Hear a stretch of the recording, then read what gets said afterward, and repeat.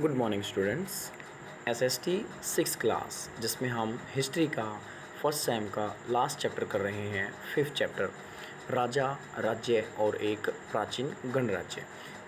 इस चैप्टर की कुछ पार्ट्स की हम रीडिंग कर चुके हैं।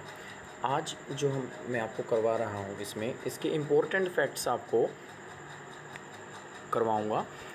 कुछ इम्पोर्टेंट फैक्ट्स, सारे नहीं कुछ, ठीक है।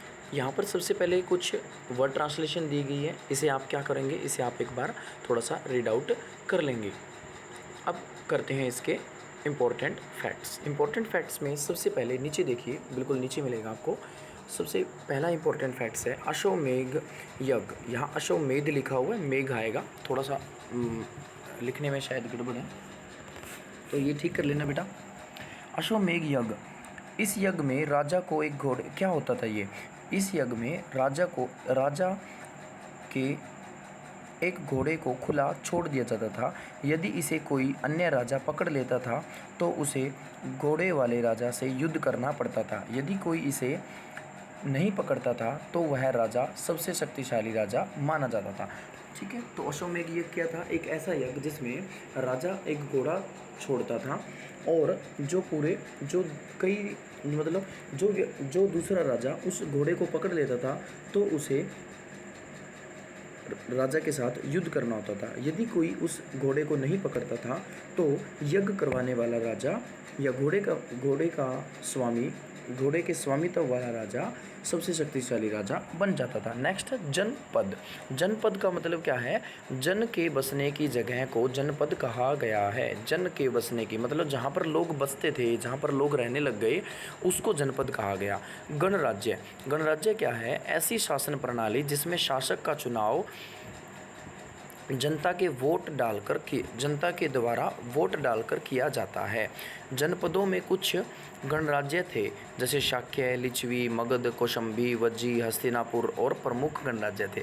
तो मतलब गणराज्य क्या है, एक ऐसी शासन प्रणाली जिसमें शासक मतलब जो राजा है उसका चुनाव कैसे होगा, जनता के द्वारा, जिसमें शासक जनता के द्वारा चुना जाता है। चाहे आप वोट वाला वर्ड स्किप भी कर दो तो भी कोई दिक्कत नहीं है, ठीक है।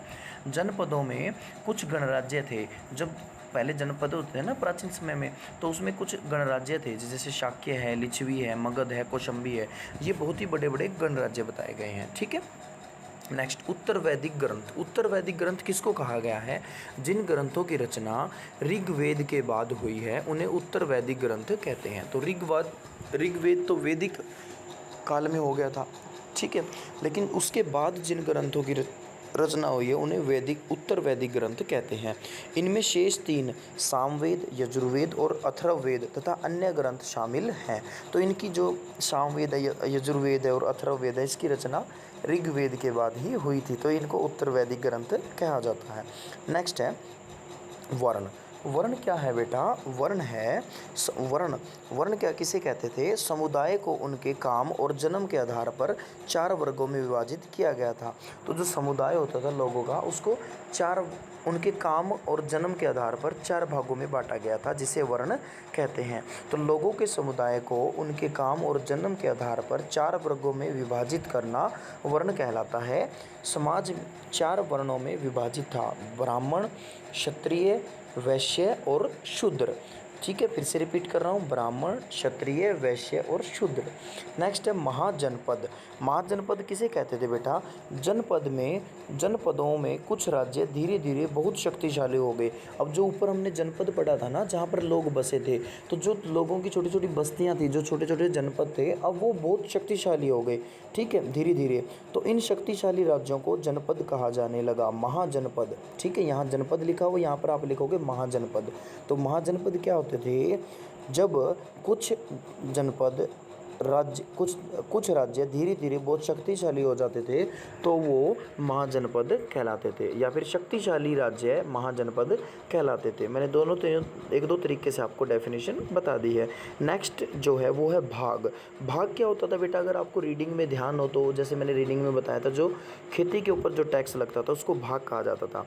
तो भाग क्या है, राजा को कृषक द्वारा या किसान द्वारा कर के रूप में उपज का 1/6 6वां भाग दिया जाता था, जिसे भाग कहा जाता था। तो भाग किसे कहेंगे?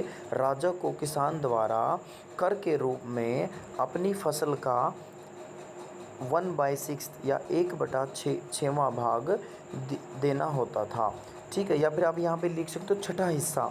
छठा हिस्सा क्या लिखोगे? राजा को किसान द्वारा, या फिर यहाँ पर ये दूसरे तरीके से कैसे लिख सकते हो? किसान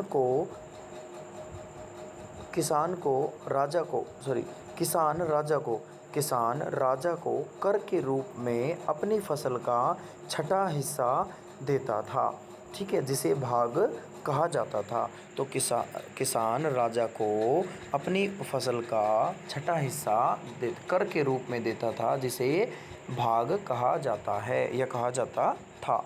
ठीक है, तो इस तरीके से आप याद कर सकते हो। यहीं तक आज आपको इम्पोर्टेंट फैक्ट्स मेमोराइज़ करने हैं। अगले जो इम्पोर्टेंट फैक्ट्स होंगे बेटा, वो आपको आगे चैप्टर की थोड़ी और रीडिंग करने के बाद करवा दिए जाएंगे।